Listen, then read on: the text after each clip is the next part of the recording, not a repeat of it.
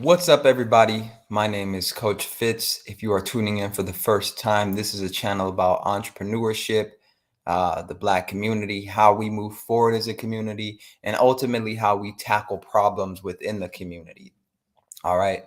And so today, I titled this video "Emergency State of Emergency," right? Because I'm going to do an in-depth analysis of the Black community and how we move forward from my perspective. Um, haven't really done any of this for a minute, but this is kind of what I do. This is my background. For those of you who don't know, I have a background in psychology and sociology. I have a bachelor's degree in psychology and a master's degree in sociology. That is not the end all be all of my perspective and my analysis, but it does hold some weight, I believe, in the eyes of some viewers in terms of, credibility. I've done research, I've done original research, I've spent a lot of time analyzing these micro and macro analysis, looking at the research over and over again on race. And I'm also an entrepreneur. And I think I take a different approach to a lot of these issues than the typical Black person who is, and I don't want to use typical too loosely, but what I do want to say is I take a different approach just based on my own personal experience of other people within my community who, when things don't go right for them, it's everyone else's fault except theirs. It's racism. It's white people. It's the world. It's Donald Trump. It's Andrew Tate. It's whatever the situation is. So I'm going to do an analysis of the Black community and just give my perspective. So today I'm going to be talking about 5 different things. I'm going to be talking about the macro issues within the Black community. I'm going to be talking about the micro issues within the Black community, or within Black people on the individual level. I'm going to be going over a little bit of politics, accountability, and entrepreneurship. So let's start off with the macro. Okay. For those of you who are not aware of what macro issues are, macro issues are issues that are affecting a community on a large scale. So these are policy type issues. These are systemic racism. This is systemic sexism, things such as that, the education system. When I think of macro, I think of systems. I think of institutions, right? I think of industries, like the banking industry, the Black community, right? These are macro issues. And so within the Black community, there are a couple macro issues that I think are very important to touch. And right now, I'm not talking about solutions right now. I'm just talking about the problems. Okay, so within the Black community, there are macro issues such as systemic racism. Now, do I think systemic racism on a personal level is holding people back? No, I do not. Okay. And I'm willing to stand on that and debate anybody on that. I do not think that uh, systemic racism is holding an individual Black person back from doing anything in life at this point. And let me explain why. Okay. When we talk about systemic racism on a macro level, many of these macro level things that we're talking about, when I talk to the average Black person, they're not even affected by it, right? So I'll give you an example. Okay. When we talk about systemic racism as a macro issue, and I say, okay, so how has racism stopped you from doing what it is you want to do in life? The number one answer that I get from people is, well, white people aren't going to let me do what I want to do. I say, okay, fine, perfect. What have you attempted to do that white people have stopped you from doing? And that's when I get crickets, right? Because the truth is, even though systemic racism exists, 2 things can be true at once.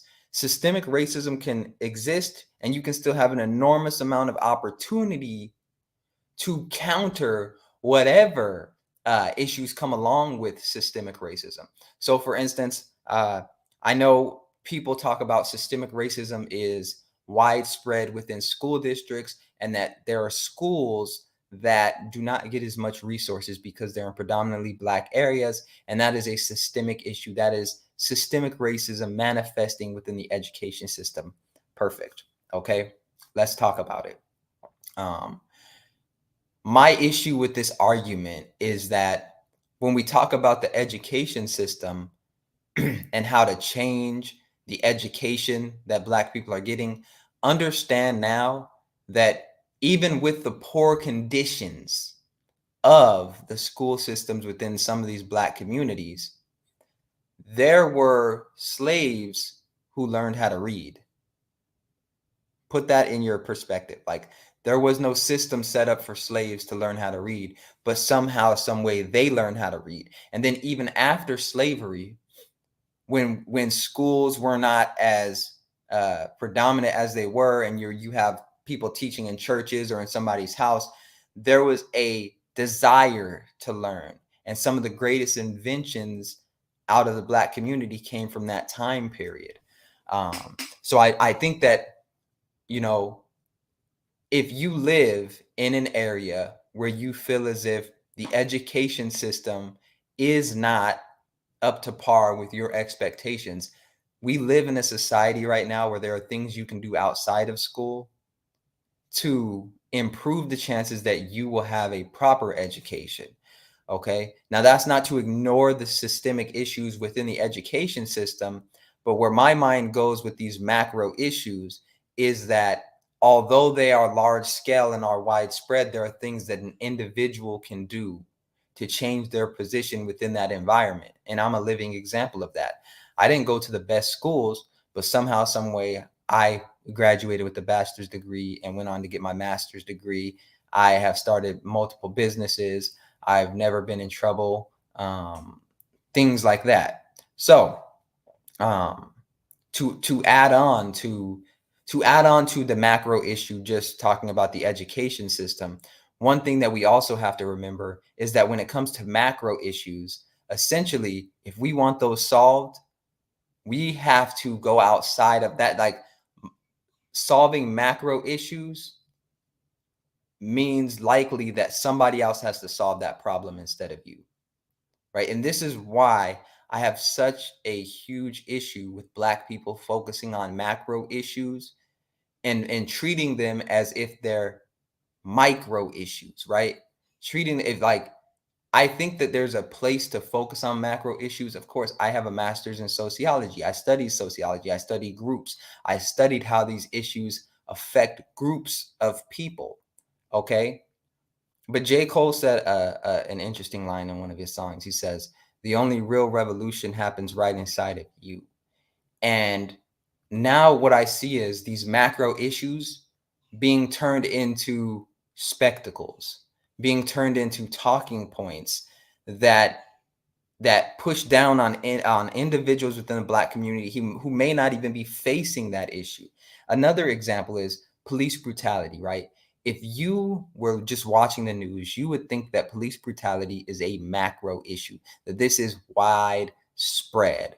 Okay. And I'm not talking about I'm talking about Black people being killed by the police, right? Black people being killed by police. There are more white people being killed by police, but we don't hear about that. And the reason we don't hear about that is because it doesn't feed the narrative of the media. Okay. So when I talk about police brutality, one of the things that I like to put into perspective is, let's look at the actual numbers, let's look at the actual data, and let's put this into perspective and see, is this a real issue within the Black community? Now, I'll give you a quick example of some of the types of things that I see. Okay. When it comes to police brutality, right, there are certain organizations that are like this when a Black person gets killed, right? Because they know that they're about to make a lot of money from all of the ads they're going to sell, from the blogs they write, from the videos they make, from the the political campaigns that they're going to run, talking about how they're going to save black people and come down and do what they do from their political pedestal, right? That's one part of police brutality. Then there's the actual people day to day who may face police brutality, and what you'll often find is that these situations are more complex than you're led on to believe, but the average black person that's walking around is not being brutalized by the police every day on a macro level. Okay. They're just not. There, maybe you get pulled over every now and then. Maybe you deal with an uncomfortable, awkward situation, but perception has a lot to do with this. Now, I'm not saying that this is not an issue, but what I am saying is we have a limited amount of time and a limited amount of resources. Where do we want to focus our time? Where do we want to focus our effort? Okay. Here's one macro effort or macro issue that I think is worth tackling within the black community. Okay. A macro issue within the black community that I think needs to be tackled is the victim mindset that we have as a community and the culture that is pushing for black people to look at themselves as victims. Okay. There is a culture within the black community that pushes for us to look at ourselves as victims because black victimhood is a very profitable business. Okay. Victimhood within the black community has become a business, not only through our music, through our entertainment, but also our political movements. You've now seen a lot of money being laundered through our political movements so that our issues become sensationalized, right? There's a lot of money to be made when it comes to black pain, black issues. Where on some level, yes, it's an issue, but then there's this level up here where it's like it's not that bad, but there's money to be made. And look, if I was other groups and I was other communities, I'd be trying to make money off of black pain too, right? It's a smart business move. I'll tell you that. Making money off of black pain for other groups of people who don't have to deal with the repercussions, who don't have to see their family struggle, who they can make a name and live off of our pain and struggle, it's a good business move, right? And so the issue of victimhood within the black community, I think, is a macro issue because on a large scale, we are taught to view ourselves as victims, and on a large scale, that's I think that's the perspective that many of us take whenever there's an issue. So I didn't get that job. It's because uh, every white person is racist. The whole country is against me, and there's this big plot to stop me from getting employed here, right? I think that that's a major issue within the black community that we need to really address, and I think that that goes above police brutality, right? I think that's right there up there with education. Um, so let's talk about micro issues. Okay, this one's a little tougher because I think the micro issues that individual black people face are very psychological, right? Going back to the point I made earlier, when you talk to the average black person and you ask them how racism has stopped them individually from doing what they want to do in life, many of them cannot say. It'll be some vague, oh, well, I applied for this job this one time, blah, blah, blah. But then you follow, okay, let's follow this logic out. You applied for a job, you didn't get it. You think it's because of racism. How many other people applied for that job? What were their skill sets? How much experience did they have? Okay, well, let's play devil's advocate. If you got the job, does that mean that there was no racism there? Right? Because what I also find is that even when things work out for black people, which most of the time they do, that's not attributed to an absence of racism. That's attributed to, oh, well, I just got lucky. I just got lucky. there was no racism because I got lucky, right? I think we have to do better. I think we have to do better psychologically when it comes to understanding the real issues we face as an individual. You, as a black person, can do anything in this country a white person can do. And I'll stand on that. You want to go get an education, you can. You want to go get a certain job, you can. And if you can't, you can create a business, right? And we're going to get into entrepreneurship a little later. But there's so much opportunity. And I tell people all the time, this is the best time to be oppressed, right? This is the best time to be oppressed. And people look at me like, what are you talking about? Right? Here's what I'm saying. Many black people consider themselves oppressed in America. If you look at the history of oppression, whether it's black people, Jewish people, whether it's other groups of people throughout history, right? Look at their oppression and compare it to the oppression that black people face today. As a black person, you can become a billionaire, you can create businesses, you can own property, you have the freedom to go wherever you want in the United States. There are laws that can protect you, right? There's nothing that you can't do in the United States. So if we are truly oppressed right now, this is the best time to be oppressed, because those other groups of people who were oppressed in the past did not have this opportunity. And this is why I think that focusing on the micro issues are so important, because right now we're in a race and we don't understand that instead of focusing on running the race, we're at the starting line talking about all the oppression, all the BS we had to do to get to the starting line. But when we look up, other groups of people are running around the track. They're running around the track. They're about to lap us. And we sitting here talking about, oh, well, there's a pay gap between black and white people. And we just stand there talking about it. And they run in the race. Oh, police brutality. We stand there talking about it, but we not running the race. We have to understand that we are in a technological innovation period where technology is taking over faster and faster. And if black people do not get an equitable stake in technology, we are going to be left behind in a huge way.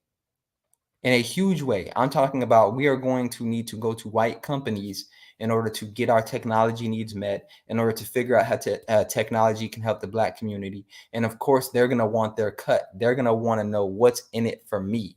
So we can't afford to be standing at the starting line talking about slavery, talking about this. There's a time and a place for that. But right now, we need to be executing. We need to understand that right now, we are in such a good position to move forward. And that window, we don't know how long that's going to last. And so it could be a month, it can be 3 years, 10 years. We don't know how long we're going to have this opportunity. So why not go 100% in and take advantage of it? That's my thoughts. Okay. So moving on to politics. Moving on to politics, I think that the black community has been in bed too long with the Democrat Party. I think for me as an entrepreneur, when I look at what the Democrat Party actually offers to black people, it's usually hopes, it's usually dreams. But the biggest thing that they offer to black people, and the biggest, uh, uh, I guess, selling point they have to the black community is, we're going to protect you from those big bad racist Republicans. No, we're the good white people. We would never. No, we want you to compete with our white children, and we want you to do better than them. And hey, we're going to give you free education so that you can educate on your black community and eventually overthrow us and put us in a position to where we have to truly compete with you. See, this is why I am so cautious of the Democrat Party, is not because I think that they are more racist or less racist than the Republican Party, or that they're uh, truly in it for the black community. What I don't understand is this: what group of people do you know that would train and give power to another group of people to overthrow them? It doesn't make sense, right? I mean, just logically, just think about it, right? Here you have a group of people that oppressed you, had you in slavery, all these horrible things, and now they're going to give you power, hoping that you don't do the same thing to them. Look, there's some limitations.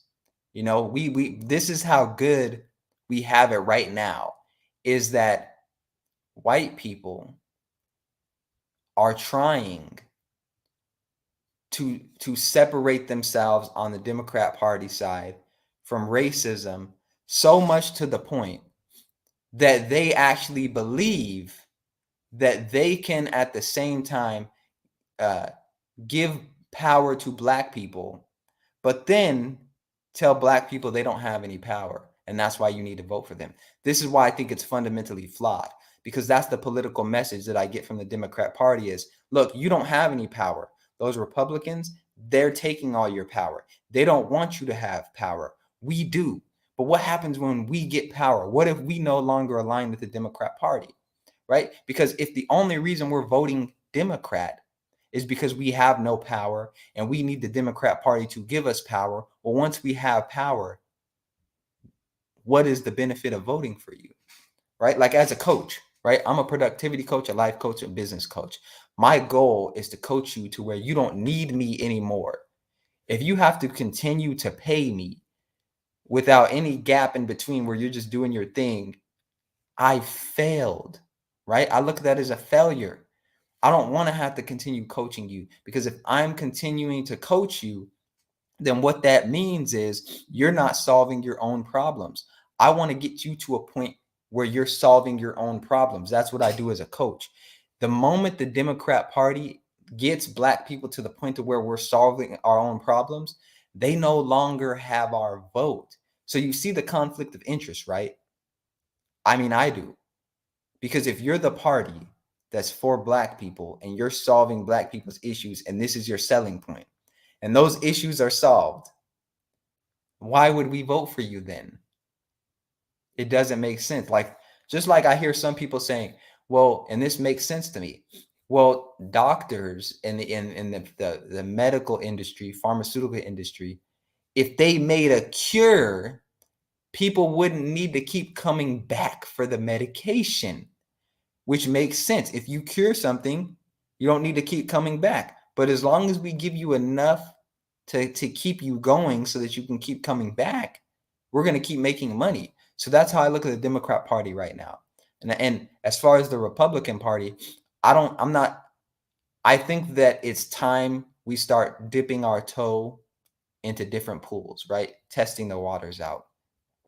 I think we would have more bargaining power with the Republican Party because they would want our vote, and they would want to capture a new audience, if you will. I think we would have more bargaining power. Right now, the Democrat Party gets over 90% of the black vote, and they obviously do nothing for the black community. And their only selling point is they're going to protect us from the big bad racist Republicans. But what I never hear them say is Democrats are racist as well. What I never hear them say is, look, we don't have it all figured out. And what I never hear Democrats say is, you can do what it is you want to do if you believe in yourself and if you take accountability for your actions. On the Democrat Party side, it's always like, hey, you look, we got it. We'll solve your problems. And I don't trust anything where I am not the center of solving my own problems. Because if I have to continue to go to you to solve my problems, then you hold all the power. You hold all the power. If I have to keep going to you to solve my problems, you hold all the power. I don't want to have to keep going to you. I want to solve my own problems. I don't think the Democrat Party uh, pushes a narrative where black people are actually empowered. I think that they pretend to. I think that they say they want black people empowered, but think about it. If we are actually empowered, would we vote for Democrats? If black people, that's a good question. If black people were really self-empowered, would we still vote for Democrats? Like, what would the selling point be? Okay. So that's my thoughts on quick thoughts on politics. How we move forward within that arena, real quick. I know there's a presidential election coming up. I know there's local elections that will be coming up. Hey, look, think outside the box. Think about the issues that are actually affecting you and your family on a day-to-day basis, not what you read in the newspaper or online blogs or what you see on social media and things like that. Look at your life and look at what are the actual issues facing me as an individual, and vote based on that. Because what I'm telling you is the Democrat Party is going to come out and talk about all these talking points about how they're going to help the Black community, and they're not going to do any of it. And they shouldn't do any of it because Black people have done nothing to negotiate for those things. We just give them our vote. It's a very smart move on their part. I wouldn't spend resources and time on us either if I know I'm already going to get the vote. It doesn't make logical sense, right? It's like if you're in school and you know your teacher's going to give you an A no matter what you do, but there's another teacher where you actually going to have to put the work in, or you going to get an F, you going to spend more time working on that project with the teacher that you think might give you an F than the one you know is going to give you an A, right? The one with the A, you going to do a little something, right? Just so it's like I did something. But that one that you think you might get an F, you're going to put more work in because you know if you don't put the work in, there's going to be negative consequences. The Democrat Party knows we're the project where no matter what they do, we going to give them an A plus. So accountability, right? This is huge. So I think that the Black community suffers from a lack of accountability. And here's what I'll give you a story. Right. So I was sitting in a class. It was a public administration class one time, and the subject of race had been brought up. And there was a police officer in this classroom, like not patrolling, but he was taking the course, right? And the issue of race had been brought up, and there was a lady in the classroom, and I had gotten involved in the conversation, and there was a lady in the classroom that was trying to convince me that I was a victim because I'm Black, right? I'm a victim because I'm Black, and she started naming all these different things that I likely had to go through because I'm Black, blah, blah, blah. I'm a victim because of this stuff. And one of the most damaging things that I think you can do is make somebody a victim, make somebody feel like they're a victim, because then there's a sense of powerlessness. If I'm a victim because of my skin color and there's nothing I can do about it, that's a horrible life to live, right? And that's how so many Black people walk through life, not knowing that there is something they can do about it. Yes, racism exists. Yes, you may have to run into obstacles. At the same time, there's so much that you can do that even these obstacles are nothing, right? So when somebody tries to make you a victim, what I want you to say as a Black person, when somebody tries to make you a victim, I want you to say, I'm responsible for my success. I take a full accountability for getting me where I want to be in my life, right? I take accountability for my success, because when you take accountability for your success, what that means is it doesn't matter what the obstacle is, whether it's racism, whether it's a financial obstacle, whether it's a mental obstacle. I take accountability. It's my success. Okay? It's my success. Because no matter what you think, at the end of the day, either you succeeded or you did not.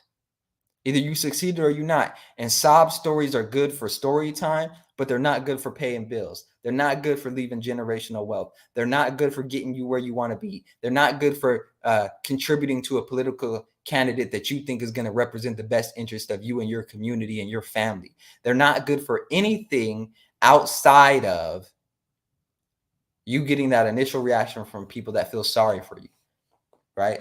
But see how many sob stories you can give somebody that you're trying to borrow money from. Try to go get a loan from a bank and see if your sob story works. Try to leave your children generational wealth and see if your sob story works. It doesn't. right? Sometimes you need a sob story to energize you and motivate you to move past whatever struggles you're going through. But nah, we take accountability over here. And I think that that's one thing that the Black community is missing is, yes, there are terrible things that happen to us, but on an individual level, if we take as much accountability as humanly possible, you will see changes for the positive in your life. It's going to sting at first. It's going to hurt at first. You're going to have to lower your pride. You're going to have to get rid of your ego. You're going to have to say, hey, look, it's me, baby. It's me. That's on me, right?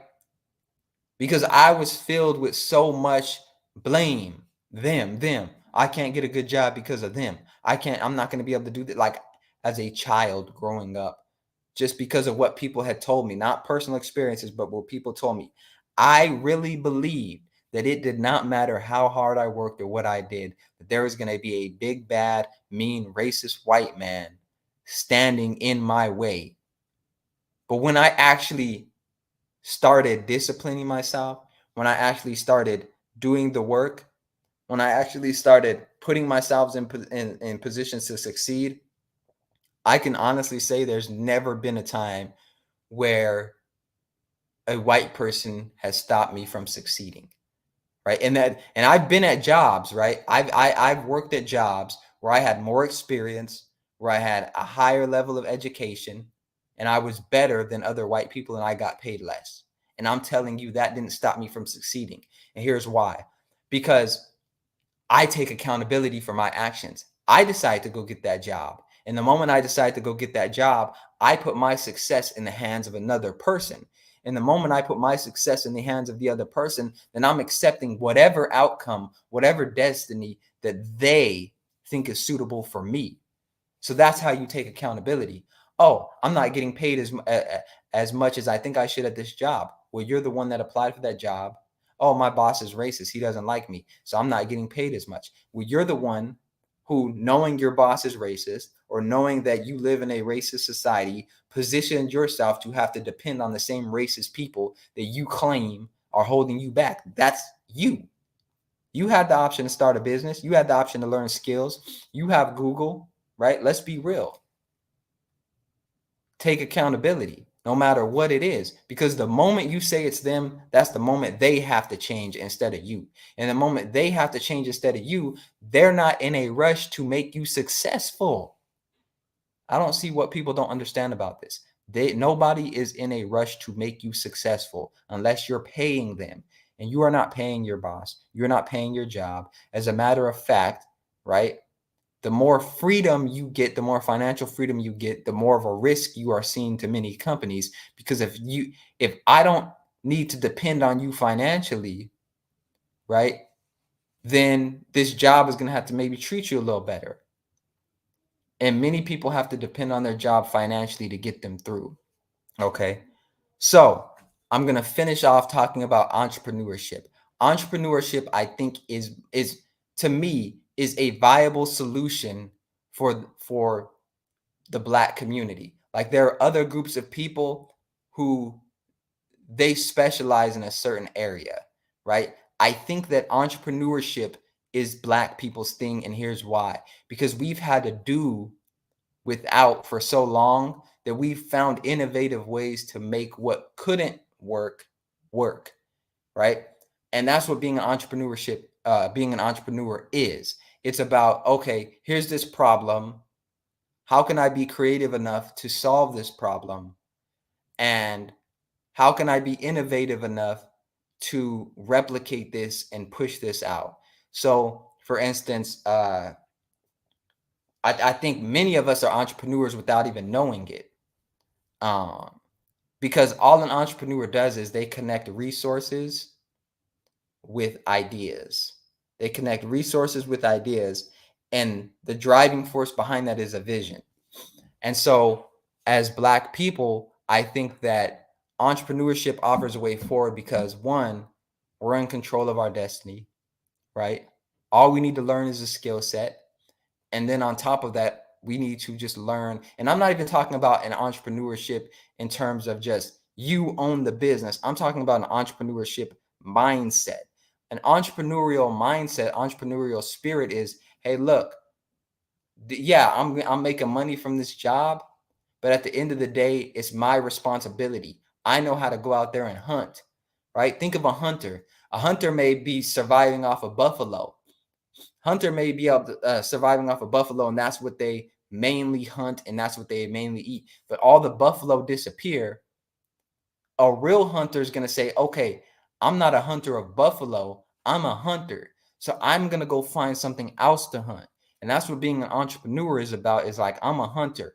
Okay, this revenue stream over here, it's not working out so good, but I'm a hunter. So I'm going to go find something else to hunt. Right. Uh, so learning skill sets that put you in positions to hunt, sales, negotiation, communication, psychology, trying to understand human behavior. As a group of people, I think that we're overly emotional when it comes to people trying to fear monger us, and we go into situations with the wrong mindset. Right? A lot of this is mindset. Being an entrepreneur is about mindset. I've been in positions in my business where I've had people straight up tell me, hey, look, I love what you're doing. There's nothing wrong with what you're doing, but I just feel like if I had, you know, somebody representing me that was another race, we would get better results. Even though the reason we weren't getting the results could be explained by numbers and facts, they didn't want to hear that. They thought it was because I was black that the other people on the other side of the transaction weren't doing certain things that they would have if, yeah, there was a different uh, race attached to the person, which was false. Okay. I've been in those situations, so I know what I'm talking about. And what I'm telling you is entrepreneurship is a way for you to eliminate all of the excess noise and for you to push forward and take accountability for your life. Because that's what I think of when I think of entrepreneurship. I'm taking accountability for my success. I'm saying, let me take my skill set, put it out in the marketplace, do things on my own, or control a team, and go get better results than the people that I claim are racist and are hating me. Right? That's to me, that's a solution. Because if you're going to complain about white people oppressing you, then do better. Do better. Because if white people are oppressing you, but you're getting better results under them, do better.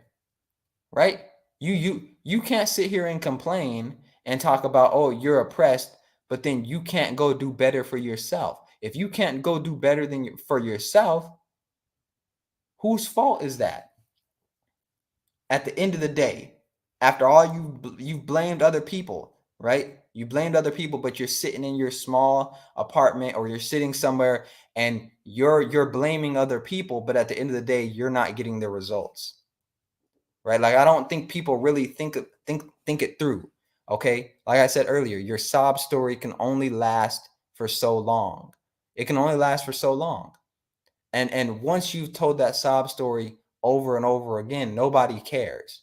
Right? Your sob story only has value in so long as the people around you are doing worse than you. Right? Sob stories only work on people that are doing just the same as you or worse.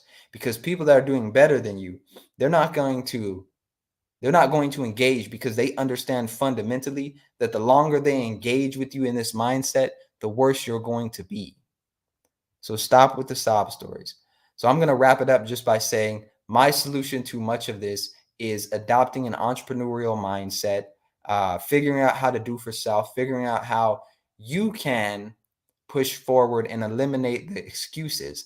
And the main way I see that happening is you taking control of your financial destiny. And the main vehicle for that is having an entrepreneurship mindset, developing communication skills, sales skills, uh, things such as that. If you are an entrepreneur, or you are thinking about being an entrepreneur, I would love to talk to you. I would love to sit down and see if my coaching program would work for you. I'm a productivity coach, a life coach. I help entrepreneurs increase the value of their time by focusing on what matters to you and creating an action plan to help you move forward. If you got any value out of this video, make sure you hit that like button, make sure you hit that subscribe button. And if you want to schedule a coaching consultation with me, just click in the description and you can schedule that online. Uh, until next time, I'm out.